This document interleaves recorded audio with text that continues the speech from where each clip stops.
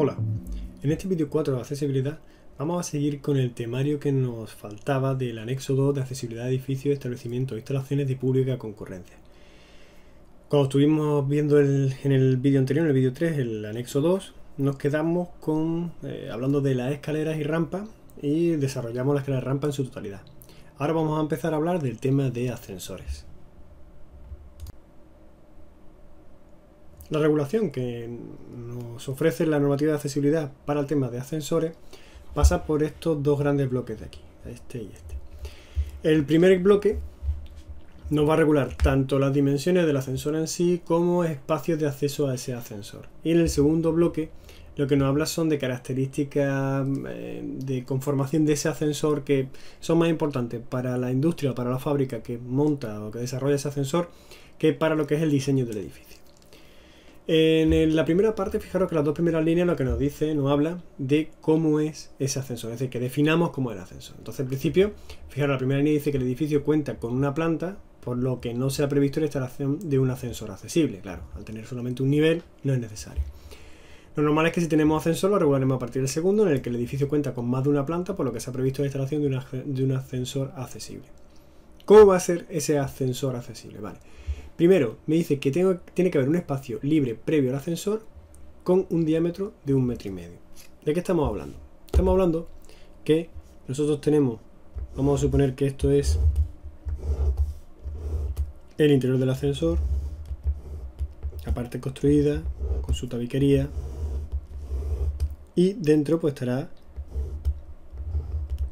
el ascensor con su maquinaria.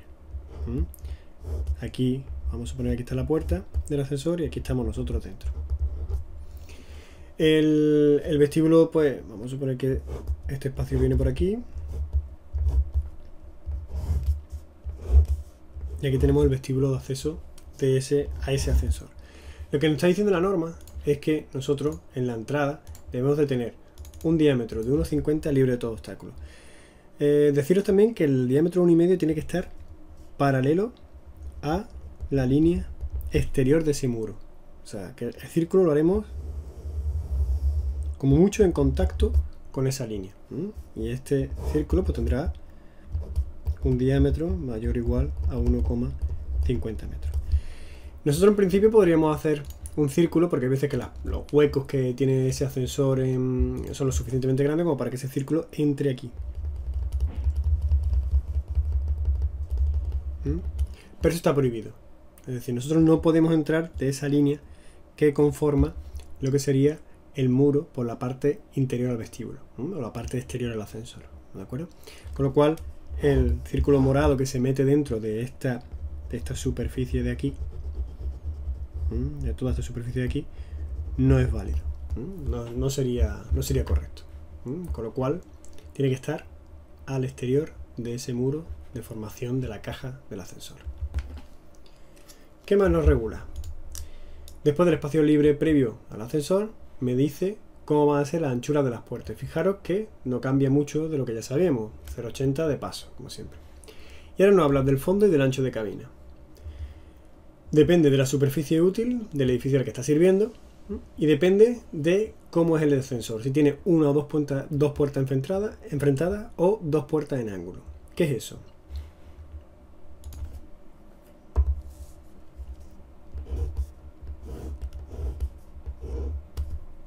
Vamos a suponer que esta es la cabina del ascensor, o sea, dentro de lo que es el espacio constructivo y el hueco para lo que es el hueco, el espacio constructivo, el hueco que se hace de fábrica de ladrillo para conformar la vertical del ascensor. Pues si esto fuese la cabina en la que aquí dentro estamos nosotros, pues dos puertas enfrentadas es esto. Si construyésemos lo que serían los cerramientos alrededor, pues nos encontraríamos con que los cerramientos vienen por aquí.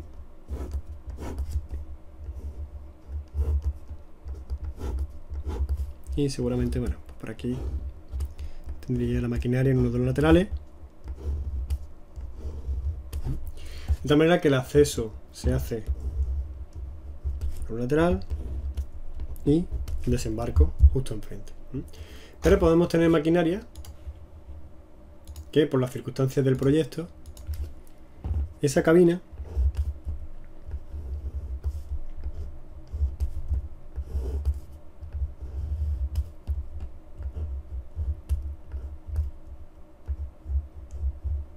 sea así. Es decir, constructivamente, todo lo que es el muro de fábrica de ladrillo que conforma el hueco tendría la siguiente forma.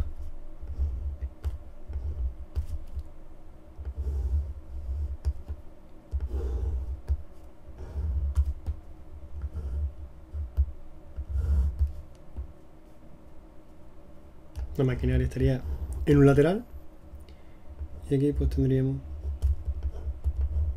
el cierre. Con lo cual, la persona que entra dentro puede acceder por un lateral y salir por el otro. Todo esto imaginamos que lo estamos viendo en planta, claro.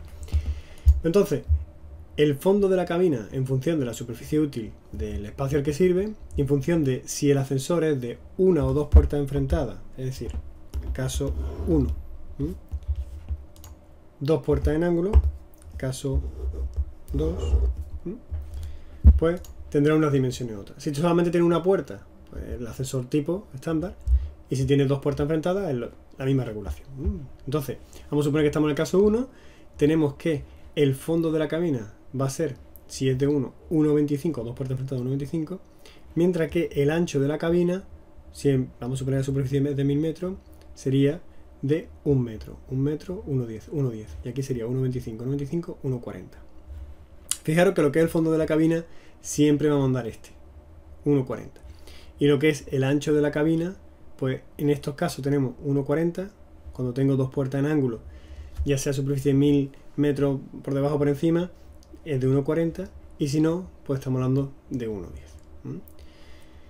El problema es que es fondo y que es ancho, sobre todo cuando tenemos dos puertas enfrentadas o una, está claro. El fondo es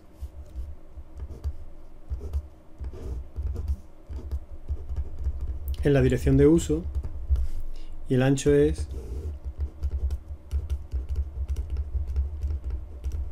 en la dirección perpendicular al uso del recorrido. Pero cuando tenemos dos ángulos, esto puede ser fondo cuando entro y esto es fondo cuando salgo. No está muy claro, no queda muy referenciado, con lo cual lo que os aconsejo es que siempre toméis los más favorables de los dos, en el caso sobre todo de dos puertas en ángulo, ya que el fondo y el ancho no quedan bien definidos. Aunque fijaros que cuando estamos hablando de dos puertas en ángulo es 1,40 el fondo y el ancho es 1,40 también. Mucho por la circunstancia de que, comento, ¿no? de ese tema, ¿no? de que no sabes cuando se utiliza en ángulo, pues puede ser fondo en uno y ancho en otro. Vale, entonces fijaros que luego te pone aquí una llamada, ¿no? Esa llamada número 1 que tenéis por aquí, que en accesorios con doble puerta perpendicular las dimensiones pueden ser de 1,20 por 1,20. Te lo deja recogido. El problema es que aquí, en el fondo, bueno, te deja esta regulación, pero te lo exige puntualmente. Entonces, como es verdad que tenemos esa llamada en la ordenanza de Málaga, podemos atender cuando sea la única normativa obligatoria. Pero fijaros que aquí esta orden que viene del DBSU pues me exige el 1,40 independientemente de lo que ponga aquí. Con lo cual atenderemos a lo que dice el DBSU, que es lo más desfavorable. En cuanto a características constructivas de diseño, pues echarle un vistacillo, leerla, pero ya veréis que son un poco, tú le pasas mano, que tiene que estar el rellano y el suelo de la cabina enrasado, etcétera. Cosas más de construcción que de temas de diseño. Con lo cual veis que es relativamente fácil lo que es la justificación y las dimensiones que nos lleva a construcción. Bueno, en principio deciros, es verdad, en tema de construcción, deciros que esto son medidas interiores libres.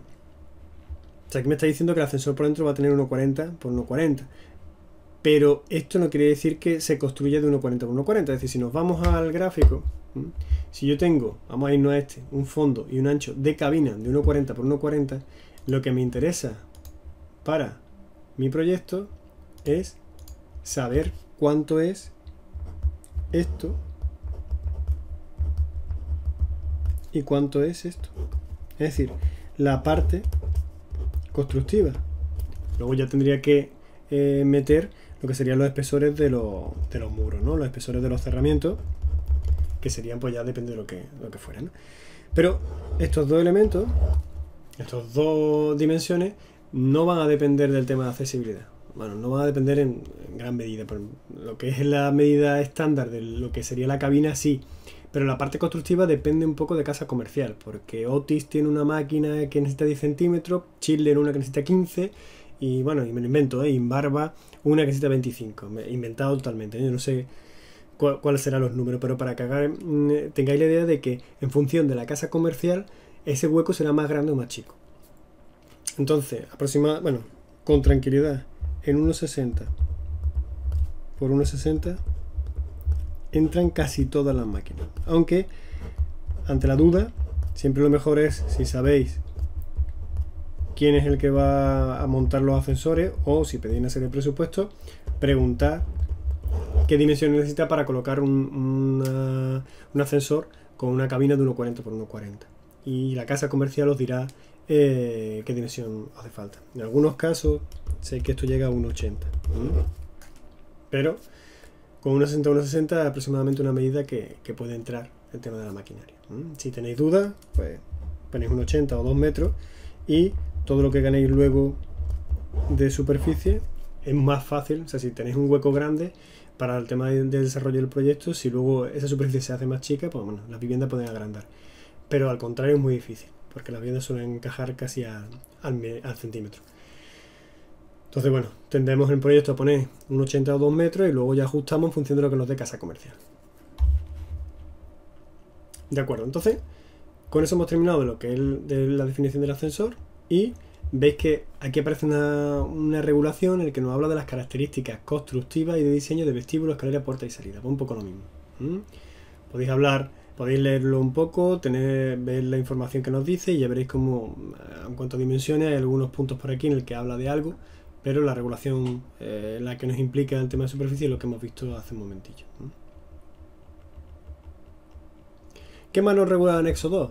Pues dónde se colocan los carteles informativos, es decir, a qué altura, los mostradores y ventanillas que tenemos, por ejemplo, en hoteles, pues cómo son en cuanto al ancho, la altura, etcétera, hueco debajo del mostrador, cómo son los mecanismos electrónicos y sistemas de comunicación en cuanto a la altura, dónde tienen que estar. Bueno, en principio os digo que en esto no me voy a meter porque no implica nada de superficie, y nos vamos a ir a los aseos de los cuales son obligados por normativa específica. Acordaros que decíamos que dentro de los aseos, si la normativa específica del edificio que estamos realizando, ya porque es un edificio de pública concurrencia, con lo cual pues un centro comercial, pues una estación de trenes, tendrá una normativa específica para desarrollar ese edificio, un hospital, por ejemplo, pues dentro de esa normativa específica nos exigirá una serie de aseos mínimos, pues por superficie, por unidad, por número de personas, por ocupación, por lo que sea, ¿no? De esos aseos obligados hay un porcentaje que tienen que estar adaptados a minusválidos. Por eso aquí habla de dotación mínima. Esa dotación mínima, según el decreto 293 de la Junta de Andalucía, que luego veremos, hay una tabla que nos lo regula, y según la ordenanza de Málaga tiene que ser mayor o igual al 2%. Según el de BSUA no nos indica nada, no nos indica absolutamente nada. La tabla la veremos al final de esta ficha, y el 2%, pues el 2% de los aseos mínimos, de los aseos obligados por normativa específica. Si hay más, no es necesario. Se puede poner por criterio lógico, pero no es necesario. Vale, ¿cómo serán las puertas? Pues puedo tener puerta corredera o abatible hacia el exterior, ¿vale? Que ya lo vimos en el ejemplo anterior de cuando estuvimos hablando de los aseos que son accesibles. Veréis que esto cambia relativamente poco o nada.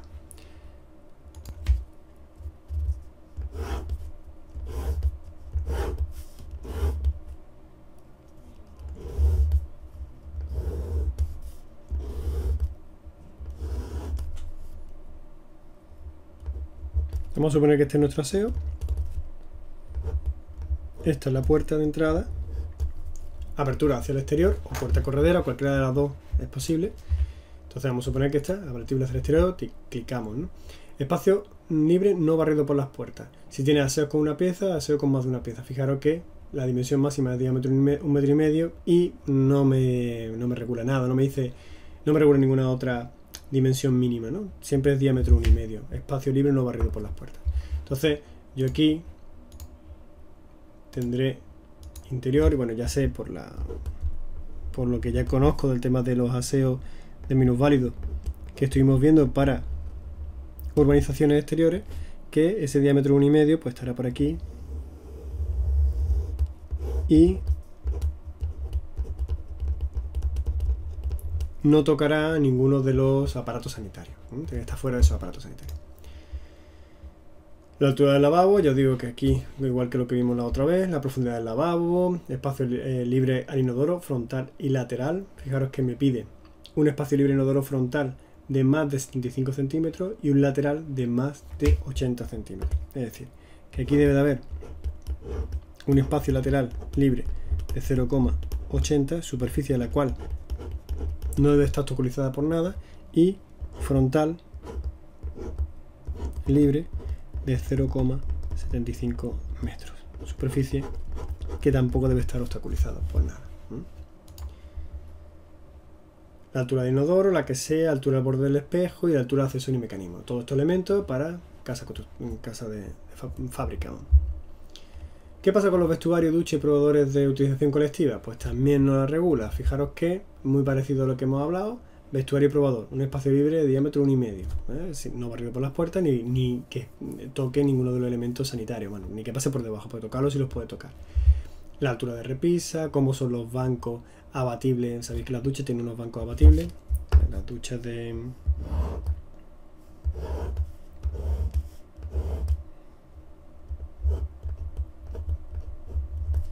que son las duchas, pues tiene, estamos pintando en sección, pues tiene unos bancos que se abaten para su uso, ¿no? Están abatidos cuando no se usan y bueno, se pueden colocar hacia abajo. Entonces, banco abatible y con respaldo adosado a la pared. Bueno, pues en este caso te está hablando, pero el banco abatible de ducha está aquí abajo. Banco abatible con respaldo adosado a la pared son, o en los vestuarios, los bancos que hay para cambiarse, o son abatibles y con respaldo, o son adosados a pared, ¿no? La anchura, la altura, el fondo y el acceso lateral. Bueno, cuando fondo de acceso lateral, lo que estaba hablando es de esto. Pues lo mismo, que si tengo aquí un banco en horizontal, tengo que tener la posibilidad de hacer lateralmente. Es decir, que si aquí tengo un muro y estoy mirando en planta, vamos a suponer que estoy viendo desde planta, con lo cual yo estaría aquí colocado visto desde arriba. Pues si tengo aquí un banco para sentarme, debe de haber un espacio lateral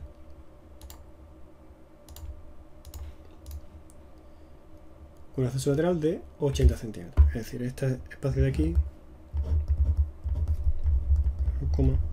80 metros.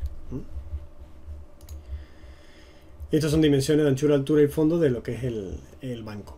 Las duchas, pues lo mismo, un largo, un ancho, acordaros siempre el largo, lo que es entrada y salida. Es decir, vamos a hacerlo aquí. Vamos a suponer que aquí tenemos una ducha.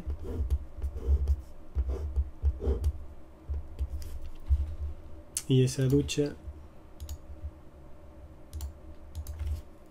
vamos a suponer que está cerrada por un tabique. Pues la ducha tendrá esto, es el largo o el fondo, vamos a llamarlo igual para entendernos, y esto es el ancho. Lo que se pretende es largo o fondo en lo que es la dimensión en el eje de uso, de acceso, de entrada, ¿no? y ancho el perpendicular. Un espacio de transferencia lateral al asiento, lo que decíamos del asiento de aquí abajo, pues lo mismo que pasa aquí, tiene que tener un acceso lateral para colocar la silla y que se pueda sentar en este elemento de ducha. Vale, luego altura de la maneta del rociador, altura de la barra metálica, ese banco abatible como es, etc. Lo urinario, la altura del borde del urinario, y las barras que existen para utilizar tanto lo que son aquí los inodoros como en el caso de las duchas, pues el diámetro de la sección, la separación del parámetro, las fuerzas soportables. Bueno, ya os digo que estos son temas más de construcción que lo que me generan temas de diseño. Y luego a partir de aquí habla de las características constructivas de diseño de aseo, vestuario y ducha, que hay que leerlas, hay que mirarlas, hay que ver qué elementos pueden regular algo de superficie, pero ya veréis cómo la mayoría lo que habla un poco de temas constructivos. Vale, y ya con esta hojilla terminamos lo que sería el anexo 2. El anexo 2, que lo que le queda pues son, fijaros que habla de teléfono, habla de aparcamientos, que veréis que es muy parecido a lo que hemos visto en el tema anterior, en el anexo 1, y habla de los espacios reservados a usuarios con sillas de ruedas. El primer punto no es muy clarificador, pero lo único que te dice que la reserva señalizada en el anexo 3 del decreto 293/2009 obligatoria te dice que tiene que tener un mínimo de 2 espacios, pero es verdad que en función del uso, en función del tipo el número de asientos y demás, ya veremos cómo el DBSUA, cuando hablemos del DBSUA y lo desglosemos en la parte del temario que hablamos o desglosamos todos los DBSU, pues veremos cómo nos regula o nos dimensiona cuántos asientos de reserva debe haber por cada X asientos de la zona de espectáculos, ¿no? Entonces, vamos a hablar de la regulación de dimensiones y ya cuando hablemos del DBSUA veremos el número de asientos que hay específicos. El espacio libre entre filas de butacas me exige que sea de 0,50 metros. Es decir, que si nosotros estamos en una zona con asientos, lo que me pide es que entre asiento y asiento exista una separación mínima de esos 50 centímetros. Está hablando de esta superficie, esta distancia libre. También me dice que debe haber un espacio por usuario de silla de ruedas en el que si la aproximación es frontal tiene que tener 0,90 por 1,20 y si la aproximación es lateral 0,90 por 1,20, 0,90 por 1,50. ¿Vale? Entonces, ¿qué es aproximación lateral y frontal? Bueno, pues imaginaros que tengo esto,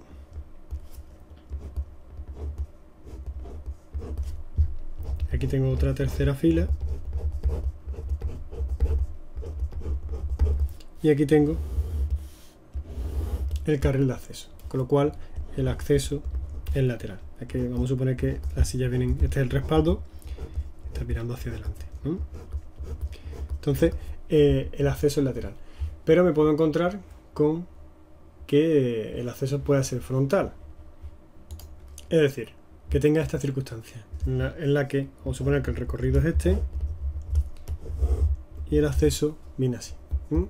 Con lo que el acceso es frontal. En función de si el acceso es frontal o lateral, pues me obliga a dejar estas dimensiones en las que, bueno, si vamos al acceso frontal, tenemos hablando de 0,90 por 1,20, pues tenemos hablando de que aquí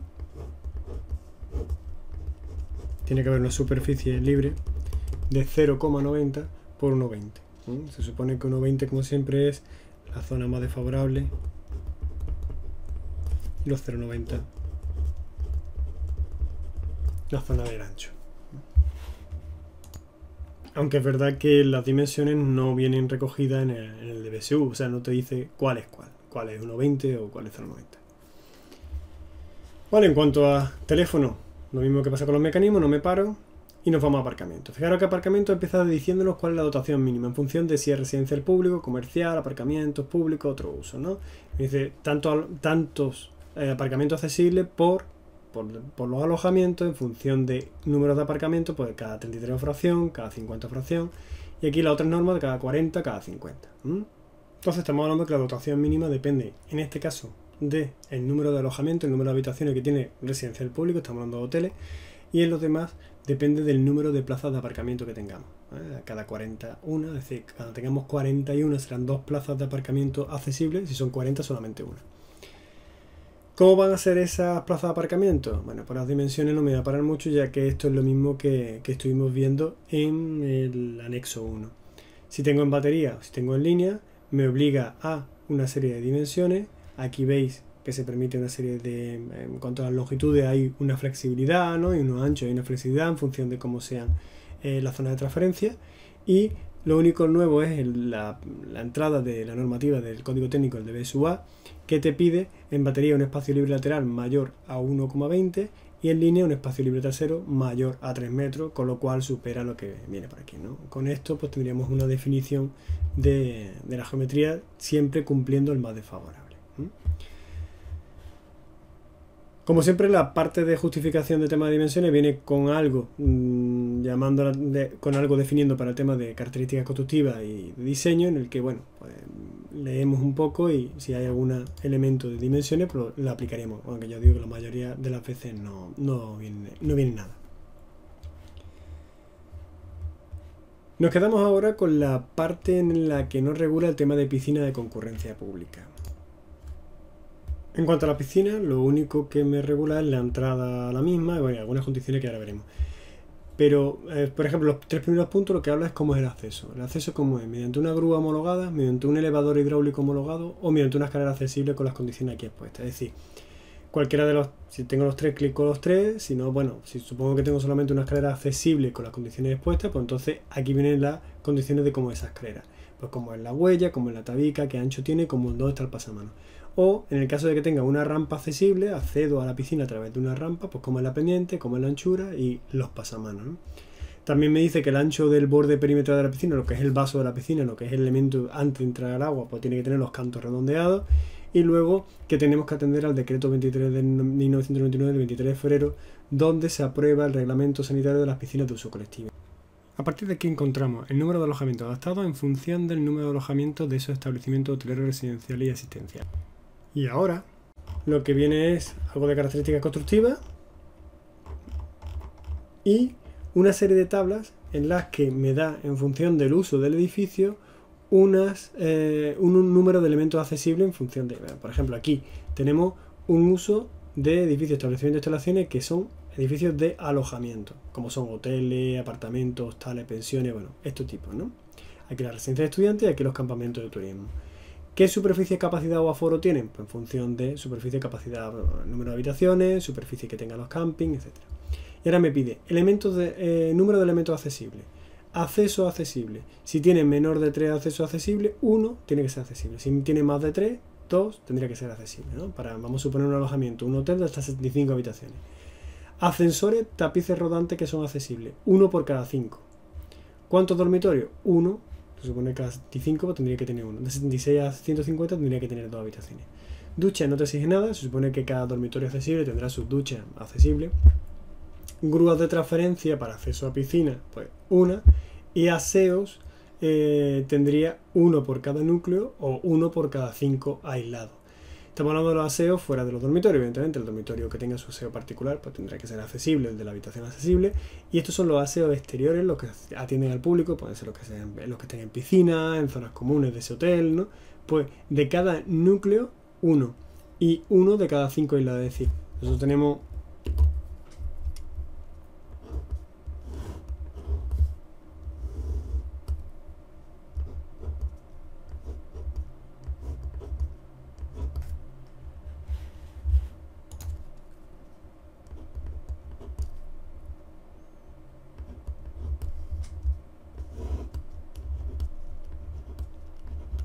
un núcleo de aseo donde, imaginaros que aquí tenemos un inodoro, pues de cada núcleo al menos 1 será accesible. Aislado, pues si en lugar de tenemos un núcleo de aseo, lo que tenemos es un aseo independiente, donde tiene a lo mejor un lado externo, pues si son aislados, pues 1 de cada 5 grupos de estos aislados. Y con esto tenemos fichas, pues fijaros, esto para comercial, tenemos fichas para sanitarios, servicios sociales, en función del uso de ese edificio de pública concurrencia, pues tienen una dotación mínima de los elementos de elementos accesibles, ¿no? En el que, bueno, habrá que justificarlo en función de cada tipo de edificio. Para finalizar, quiero llamar la atención sobre una cosa que he dejado en los apuntes. Estamos en anexo 2 y pasé a la siguiente diapositiva. Lo que veréis son gráficos que aparecen en el decreto 293 del 2009 en una actualización que se hizo del decreto, más que del decreto, un documento técnico que sacó del decreto en el año 2011 y en el que vienen unos gráficos en el que nos puede ayudar más a entender los elementos tal y como lo hemos visto durante el temario y salimos un poco de lo que son los gráficos a mano. En este primer gráfico lo que aparece son los accesos accesibles. Fijaros cómo aquí aparecen los diámetros de 1,20 a ambos lados de la puerta, siendo esta parte el exterior, veis que tiene una solería, y esta parte el interior. El siguiente gráfico es un poco lo mismo, lo único que al tener, fijaros que esta zona de aquí corresponde a esta sección, esta es la parte exterior, estamos en el muro y esto de aquí ves que es una pequeña rampa de acceso que sube a la entrada de este edificio de pública de concurrencia. Entonces las rampas tienen que tener una señalización anterior y posterior, fijaros como aparecen aquí, aunque sea en vía pública, y luego aparece el tema de las barandillas, ¿no? A 2 niveles, tal y como hemos visto. ¿Qué más? Pues diámetros de 1,20, hueco de paso de 0,80, aunque os he puesto aquí que no atendáis a las dimensiones, ya que todas las dimensiones que aparecen aquí solamente las regula el decreto 293. Sabemos que para el tema del anexo 2 o de edificio de pública concurrencia tenemos también la ordenanza municipal de Málaga y en nuestro caso que estamos estudiando Málaga y el DBSUA. Con lo cual las dimensiones no tienen por qué ser estas. Pero bueno, como gráfico para entender qué se regula, cómo y en qué elementos o dónde hay que medirlo, la verdad es que está bastante completo. También aquí tenemos otro acceso accesible en el que la pendiente de acceso a un nivel superior, como veis que aquí la calle está a un nivel y aquí va a un nivel superior, pues el acceso se hace desde el exterior mediante una especie de vado invertido, ¿no? Diámetro 1,20 de acceso, la puerta 0,80 y esto lo que está reflejando es el diámetro 1,20 a ambos lados de las puertas de acceso. Estos son vestíbulos y pasillos accesibles. Fijaros cómo aquí aparece también el diámetro de 1,20 en zonas interiores, a ambos lados de la puerta, con un pasillo, un acceso lateral y un pasillo enfrentado a una puerta. Y aquí los diferentes, desde la entrada al vestíbulo, como los diferentes recorridos por pasillo. Fijaros que un vestíbulo con 3 puertas, el diámetro de 1,50 no tiene que afectar al barrio de las puertas, es decir, el barrio de las puertas no tienes que montarse encima. Después tenemos pasillos con un ancho regulado para el pasillo, en este caso de 1,20, y fijaros que aquí lo que aparece es un estrechamiento puntual de menos de 0,50, ¿no? Con una separación mayor de 0,65 desde la puerta de ese estrechamiento puntual. Y diámetro de 1,20 por 1,20 en lo que son los cruces y los cambios de dirección. Igual que aquí aparece esa distancia mayor de 0,65 desde el estrechamiento puntual hasta un cruce o un cambio de dirección. Estos son elementos de cristal, como puertas, ahora veremos un muro en el que decíamos que había una señalización horizontal para marcar esa puerta de cristal, y aquí aparece tanto en 2 bandas como en una banda, y aquí en 2 bandas cuando es todo un paño el que aparece en horizontal. Después tenemos una representación de una escalera en el que vemos pues la doble barandilla a ambos lados, el muro, la barandilla vertical, doble pasamano a ambos lados, la barandilla vertical que nos separa del salto o de la diferencia de nivel. Como hay muro construido, pues no hace falta. Luego la señalización antes y después del comienzo y final de la escalera, lo que es el descanso anterior y posterior de 1,20 m, pendiente de 1,5 en caso de que esto viene recogido en el decreto 293. En caso de que sean exteriores, permite una pendiente de 1,5% para evacuación de agua. Si pasamos a la siguiente, vemos las dimensiones o los elementos que conforman la rampa accesible, en el que vemos otra vez lo mismo, la señalización al comienzo y al final, un descansillo intermedio con una longitud máxima. Fijaros con la doble barandilla, la prolongación de esa barandilla en el mismo plano horizontal del desembarco y el embarque de 0,30 centímetros, el diámetro la longitud de 1,5 libre de obstáculos y un diámetro de 1,20 que tiene que tener al final, etcétera, etcétera. Los ascensores, un poco, bueno, aquí viene el tema de los mecanismos que os dije que no me paraba, y aquí viene el diámetro de 1,50 que tienes que tener antes del acceso al ascensor.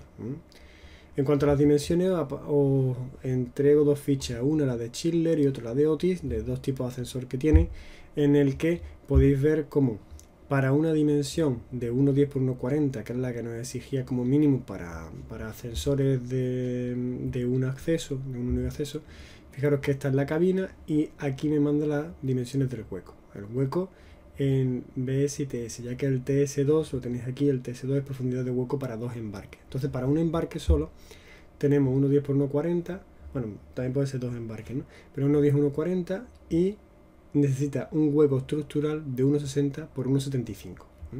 Mientras que el de Otis para 1,10 por 1,40 necesita para un acceso 1,60 por 1,65 de hueco estructural, el hueco HWHD que lo tenéis aquí, HWHD. Estos son 2 accesos, este es uno, y aquí tiene un acceso, 2 accesos a 180. Si fuese a 90 ya tendríamos que irnos a otro tipo de ascensor, no a este, a otra ficha, ¿no? Pero para que veáis un poco, veis que aquí para un acceso 1,60 por 1,65 y aquí para un acceso 1,60 por 1,75, 10 centímetros más de chiller, este tipo de chiller. Al final hay que mirar casa comercial. Total, en resumidas cuentas, por 1,80 1,80 normalmente pasan todo y luego puedo reducir el hueco en función de las necesidades del ascensor. Estos son el tema de espacio reservado. Fijaros que aquí tengo un acceso lateral a una plaza, con lo cual 0,90 por 1,50 y aquí un acceso frontal 0,90 por 1,20. ¿Cómo sería un aseo accesible? Tanto lo que son los aparatos sanitarios como la barandilla, tal. Y aquí en planta lo que ya sabemos, ¿no? En cuanto al espacio de reserva lateral, al diámetro libre. Repito, no quedaros con las dimensiones, ¿de acuerdo? Esto es solamente para que veáis un poco cómo se conforman de una forma más geométrica, de una forma más en plano. Esto igual, una ducha accesible, fijaros en planta, las dimensiones que nos obliga. Y un vestuario accesible, lo mismo. Y luego estamos hablando del aparcamiento, en los que tenemos tres casos. Fijaros, una zona de recorrido peatonal, diámetro 1,20 y luego las zonas de transferencia separado cada una para cada aparcamiento y nos lleva a esta zona de tránsito. Esto es en línea, la otra era en batería y esta aparece con una zona compartida de transferencia. Fijaros que la dimensión, ¿no?, es de 1,40 y nos lleva hasta la zona de tránsito para llegar el acceso con el diámetro 1,20 amolado a cada puerta, como hay que repetir en todos los sitios de pública concurrencia. Y con esto terminaríamos y pasaríamos al anexo 3, que será nuestro próximo vídeo. Un saludo.